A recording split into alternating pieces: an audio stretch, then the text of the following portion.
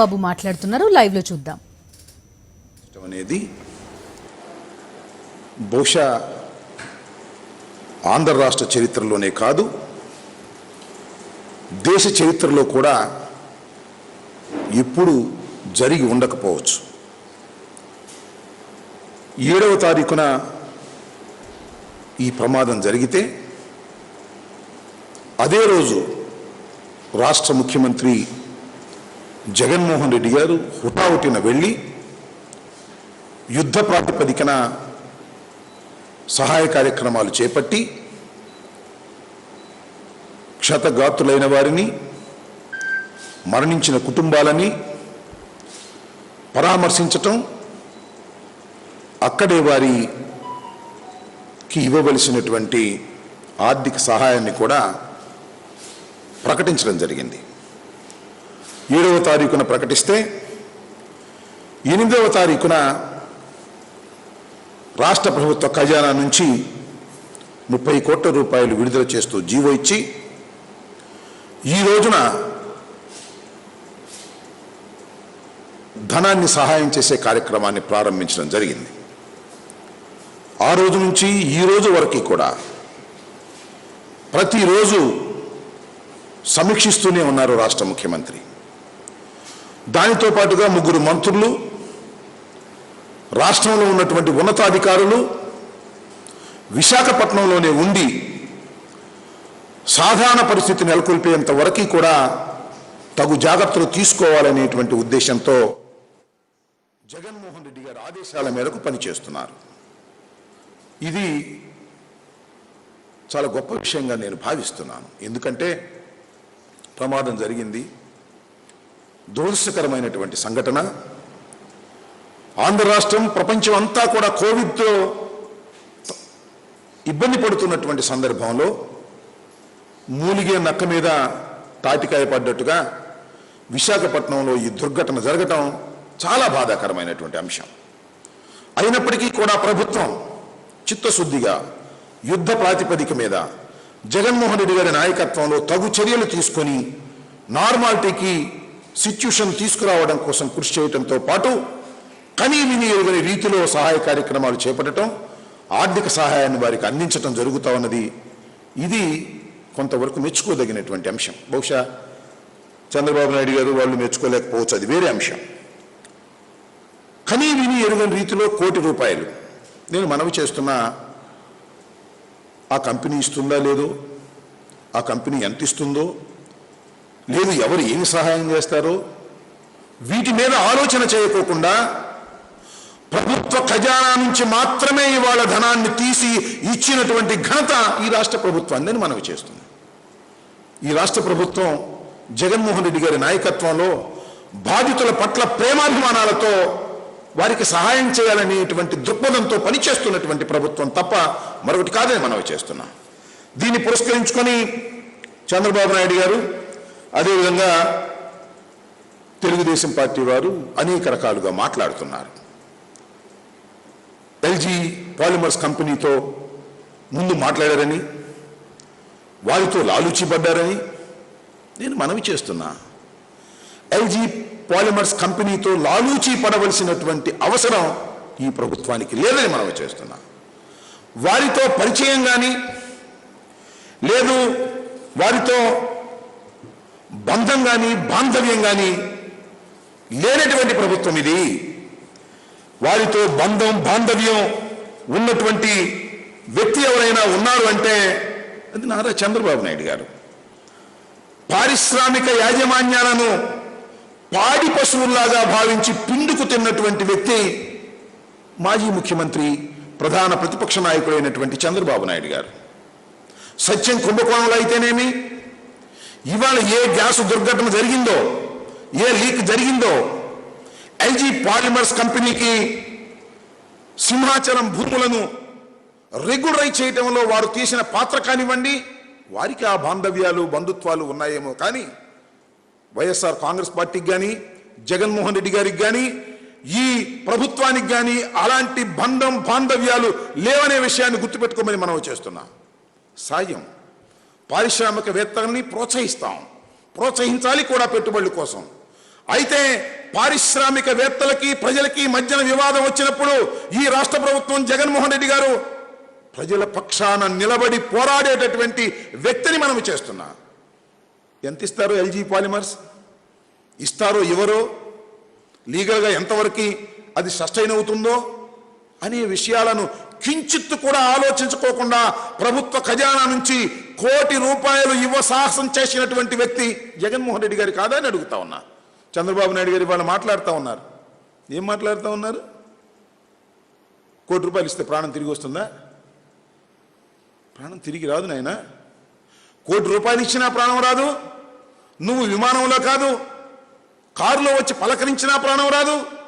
జగన్మోహన్ రెడ్డి గారు వెళ్ళి విమానంలో వెళ్ళి పలకరించినా ప్రాణం రాదు. నేను ఒకటే మనవి చేస్తున్నా, జగన్మోహన్ రెడ్డి గారికే కనుక భగవంతుడు ప్రాణం ఇచ్చేటటువంటి అవకాశమే ఇస్తే ప్రాణాలు తీసుకొచ్చి ఇచ్చి ఉండేవాడు ఈ రోజున జగన్మోహన్ రెడ్డి గారని మనవి చేస్తున్నా. ప్రాణం విలువ తెలిసినటువంటి వ్యక్తి జగన్మోహన్ రెడ్డి గారు. ఒక ప్రాణం పోతే గుండె బరువెక్కుతుంది. 12 ప్రాణాలు పోతే గుండె హృదయ విదారకమవుతుంది. కానీ ఒక ప్రాణం పోయినా 12 ప్రాణాలు పోయినా ఎన్ని పోయినా కరగని గుండె చంద్రబాబు నాయుడు గారిదని మనం చేస్తున్నా. చంద్రబాబు నాయుడు గారికి రాజకీయం ధనార్జనే తప్ప ప్రాణాలు విలువ తెలియనటువంటి రాజకీయవేత్త చంద్రబాబు నాయుడు గారు. అందుకనే జగన్మోహన్ రెడ్డి గారు వార్త తెలిసిన వెంటనే హుటాహుటిన బయలుదేరి వెళ్ళి వారిని పరామర్శించి సహాయాన్ని ప్రకటిస్తే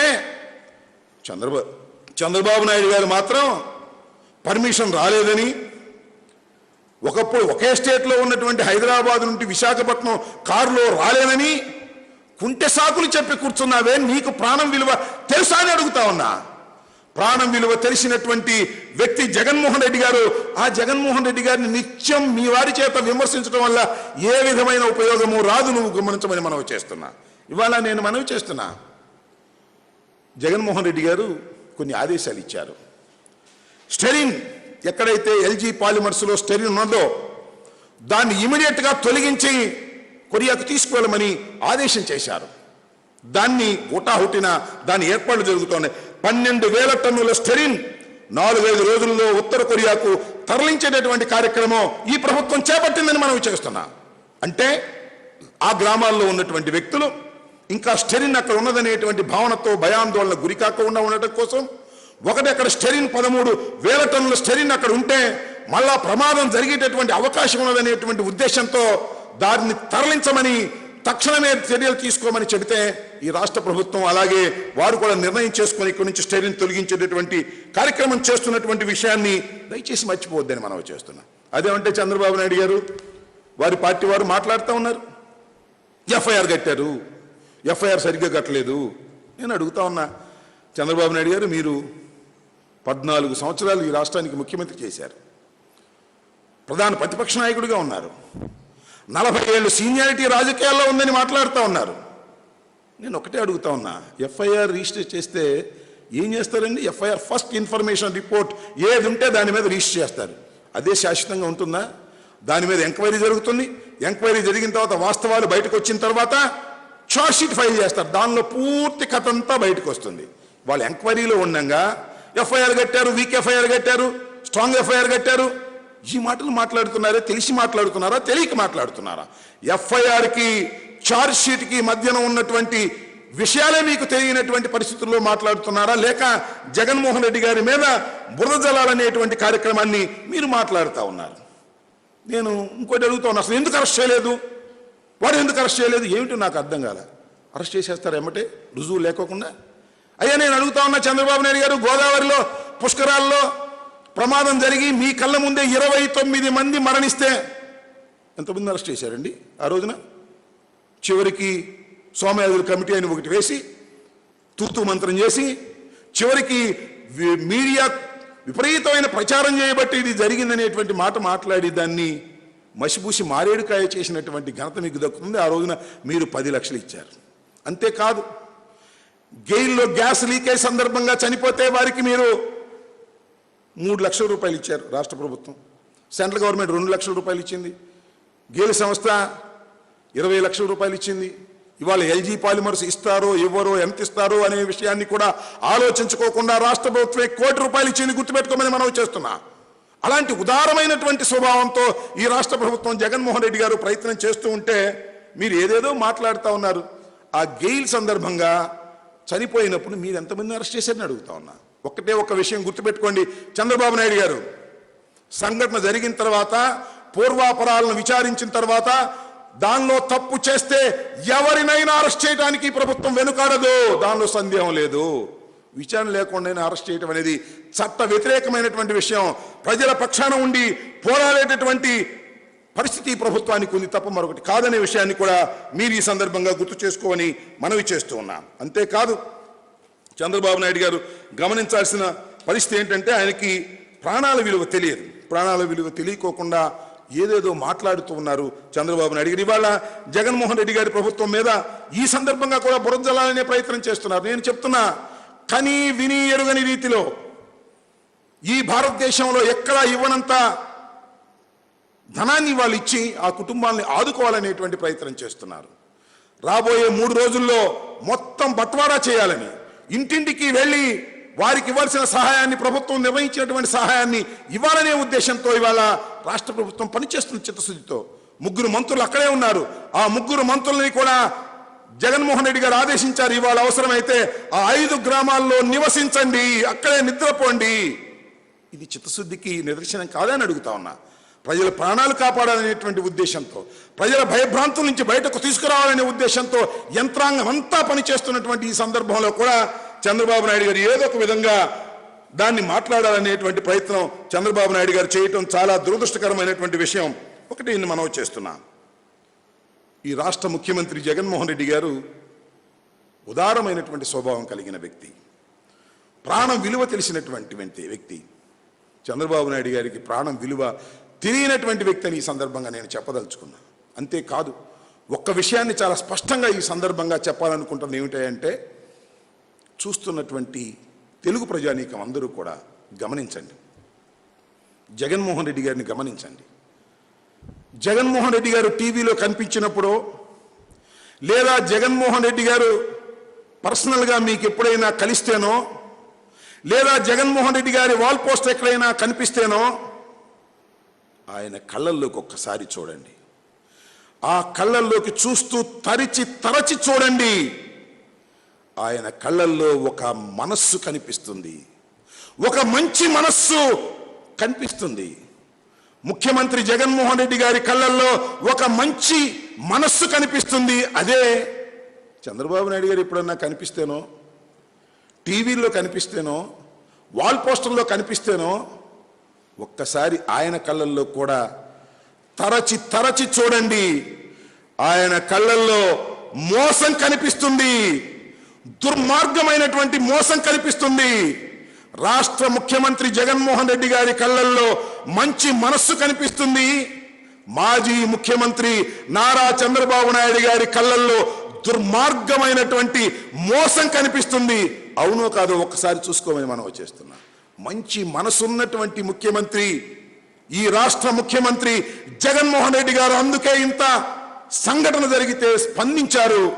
డబ్బుని కావాల్సినంత కన్నా ఎక్కువ ఇవ్వాలనేటువంటి దృక్పథంతో పనిచేసినటువంటి ఉదార స్వభావం కలిగినటువంటి జగన్మోహన్ రెడ్డి గారి మీద బురద జల్లాలని ప్రయత్నం చేసేటటువంటి తెలుగుదేశం రాజకీయ నాయకులకి ప్రజలు బుద్ధి చెప్పేటటువంటి సందర్భం కూడా వస్తుందని మనం చేస్తున్నాం.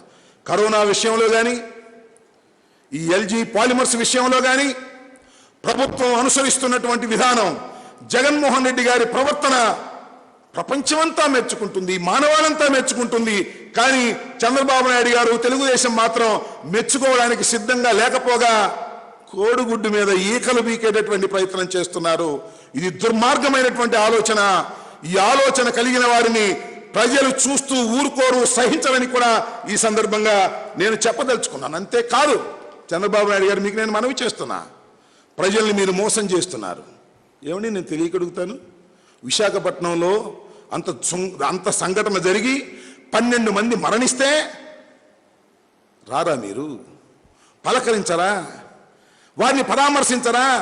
పరామర్శించకపోతే పోయారు. పర్మిషన్కి అప్లై చేసుకున్నారట. కేంద్ర ప్రభుత్వానికి పర్మిషన్ అప్లై చేసుకున్నారట. ఆ పర్మిషన్ రాలేదనేటువంటి మాటతో మోసం చేసేటటువంటి కార్యక్రమం చేస్తున్నారు. అసలు పర్మిషన్ వచ్చిందా రాలేదా చెప్పండి. పర్మిషన్ ఎందుకు రాలేదో చెప్పండి. నాకు తెలియక అడుగుతా. పర్మిషన్ రాకపోతే ఇటువరకు ఎప్పుడైనా అప్లై చేస్తే పర్మిషన్ రాకపోతే ఎంత గందరగోళం చేసేవారు. ఇవాళ ఒక్కరోజైనా నాకు పర్మిషన్ ఎందుకు ఇవ్వలేదు కేంద్ర ప్రభుత్వం అని అడిగే సాహసం చేస్తున్నారా అని అడుగుతా ఉన్నా. సరే, విమాన పర్మిషన్ రాలేదు, చూడండి సోషల్ మీడియాలో చెప్తున్నారు. మీరు అదేంటి మీకోసం పాదయాత్రలో ఎన్నో వేల కిలోమీటర్లు నడిచారని డబ్బా కొట్టారే, అలాంటి వాళ్ళు కారులో రాలేదండి. విశాఖపట్నం కారు వెన్స్లో రాలేదండి, వచ్చి పలకరించలేదండి. మీకు మనస్సు లేదు, మళ్ళా ప్రజల్ని మోసం చేసేటటువంటి కార్యక్రమం చేస్తున్నారు. కేంద్ర ప్రభుత్వం నాకు పర్మిషన్ ఇవ్వలేదు కాబట్టి నేను పలకరించడానికి రాలేదు, నా తప్పేమీ లేదు అనేటువంటి ఒక పద్ధతుల్లో ప్రజల్ని మోసం చేసుకుంటూ ముందుకు పోతున్న మీకు మూల్యం చెల్లించక తప్పదు. రాబోయే రోజుల్లో ఇంత మోసం చేసినటువంటి ప్రధాన ప్రతిపక్ష నాయకుడు నారా చంద్రబాబు నాయుడు గారికి బుద్ధి చెప్పనున్నారు ప్రజలనే విషయాన్ని కూడా దయచేసి గుర్తుపెట్టుకోమని ఈ సందర్భంగా చెప్పదలుచుకున్నాను. నేను ఒక్కటే చెప్పదలుచుకున్నాను ఈ సందర్భంలో, ఈ రాష్ట్ర ప్రభుత్వం ఎంతో చిత్తశుద్ధిగా ప్రజల్ని కాపాడాలనే ఉద్దేశంతో, ప్రజల్ని ఆదుకోవాలనేటువంటి ఉద్దేశంతో ఖజానా చాలా ఇబ్బందుల్లో ఉన్నప్పటికీ కూడా రాష్ట్ర ప్రభుత్వం ఇవాళ 30 కోట్లు రిలీజ్ చేసి బాధితులకు సహాయంగా నిలబడింది. ఇంకా అవసరమైతే కూడా డబ్బు ఖర్చు పెట్టి బాధితులకు సహాయంగా నిలబడేటటువంటి ప్రభుత్వం ఇది, మనసున్న ప్రభుత్వం ఇది. అర్థం చేసుకోవాల్సిందిగా ఈ సందర్భంగా మీ ద్వారా ప్రజలకి, ప్రధాన ప్రతిపక్షానికి కూడా చెప్పదలుచుకున్నాను. ఇంకా ఏంటి ఎవరో సిబిఐ ఎంక్వైరీ వేయాలి అని, ఏముంది దీనిలో సిబిఐ ఎంక్వైరీ వేయడానికి నాకు అర్థం కాలేదు. అసలు నాకు తెలియగలుగుతాను. చంద్రబాబు నాయుడు గారు, సిబిఐ మీద మీకు నమ్మకం ఉందా? మీరేమన్నారు, సిబిఐ అసలు ఈ రాష్ట్రానికి రావడానికి వీల్లేదని అడ్డంగా పడుకున్నారు కదా, ఏమైంది ఆ రోజున? సిబిఐ ఏమో ఆ రోజున రాష్ట్రానికే రావడానికి వీల్లేదు, ఇవాళ ఏమో సిబిఐయే ఎంక్వైరీ చేయాలి. ఆ రోజున అమిత్ షా గారు ఈ రాష్ట్రానికే రావడానికి వీల్లేదు, ప్రధానమంత్రి గారు ఈ రాష్ట్రానికే రావడానికి వీల్లేదు. కానీ ఇవాళ ప్రధానమంత్రి గారు కాళ్ళు ఉంటే పట్టుకోవాలని ప్రయత్నం. ప్రధానమంత్రి గారికి, అయ్యా నేను మా రాష్ట్రంలో విశాఖపట్నంలో గందరగోళం జరిగింది, చనిపోయారు, నేను వెళ్ళాలంటే విమాన పర్మిషన్ ఇవ్వని ప్రధానమంత్రి గారికి ఉత్తరం రాయాలి. ఏమిటండి మీ ధోరణి ఏమిటి, మీ మాటలు ఏమిటి, ఇంతకు ముందు మీరు ప్రవర్తించిన తీరేమిటి, ఇప్పుడు మీరు మాట్లాడుతున్న మాటలు ఏమిటి? ఒకప్పుడు సిబిఐ పనికిరాదని పారేసిన మీరు ఇవాళ సిబిఐ ఎంక్వైరీ కావాలని అడుగుతున్నారంటే సిగ్గుందా మీకని అడుగుతా ఉన్నా. 3 కమిటీ వేశారు కదా, ఆ 3 కమిటీ ఏం తెలుస్తుందో చూద్దాం. మీరే వేశారు 3 కమిటీని, చాలా నిష్ణాతులు ఆ 3 కూడా. వాళ్ళు వెళ్ళి ఎంక్వైరీ చేస్తున్నారు. అంతా రాజకీయ కుట్రలు తప్ప మరొకటి లేదు. మీరు మీ జీవితం అంతా రాజకీయ కుట్రలు, మంచి మీద రాళ్లు వేయడం తప్ప మరొకటి లేదు. ఇది గమనించమని కోరుతున్నాను. చంద్రబాబు నాయుడు, నువ్వు చెప్పేది అర్థంగా, ఎల్జీ పాలిమర్స్కి ఎక్స్టెన్షన్కి భూముల విషయంలో చంద్రబాబు నాయుడు గారే పర్మిషన్ ఇచ్చాడు ఆయన ప్రభుత్వంలోనే. ఈ రాష్ట్ర ప్రభుత్వం వచ్చి సంవత్సరం అవుతున్నది, ఈ రాష్ట్ర ప్రభుత్వం ఏ విధమైన పర్మిషన్లు ఇవ్వలేదు. ఇది తెలుసుకోవాలి చంద్రబాబు నాయుడు గారు. ఏదైనా బంధం, బాంధవ్యాలు ఏమైనా ఉంటే చంద్రబాబు నాయుడికే ఎల్జీ పాలిమర్స్తో ఉన్నాయి తప్ప వైఎస్ఆర్ కాంగ్రెస్ పార్టీకి, అదేవిధంగా ఈ రాష్ట్ర ప్రభుత్వానికి లేవనేది ఇందాక కూడా చెప్పాను, ఇప్పుడు కూడా చెప్తున్నాను. మేము ప్రజల పక్షానే ఉంటాం. ప్రజలకి పారిశ్రామికవేత్తల మధ్యకి అగాధం వచ్చినప్పుడు ప్రజల పక్షానే ఈ ప్రభుత్వం, జగన్మోహన్ రెడ్డి గారు ఉంటారు. పారిశ్రామికవేత్తల పక్షాన ఉండం. న్యాయమైతే వాళ్ళ వైపున కూడా ఉంటాం. పారిశ్రామికంగా ఈ రాష్ట్రం అభివృద్ధి చెందాలని కోరుకునే వాళ్ళం, వాళ్ళ పెట్టుబడులు రావాలని కోరుకునే వాళ్ళం. అంతే. అయితే వాళ్ళు తప్పు చేస్తే క్షమించి వదిలేయడానికి సిద్ధంగా లేదు ఈ రాష్ట్ర ప్రభుత్వం. గుర్తుపెట్టుకోమని కూడా ఈ సందర్భంగా చెప్పదలుచుకున్నాను. బ్రేక్ తీసుకున్నాం.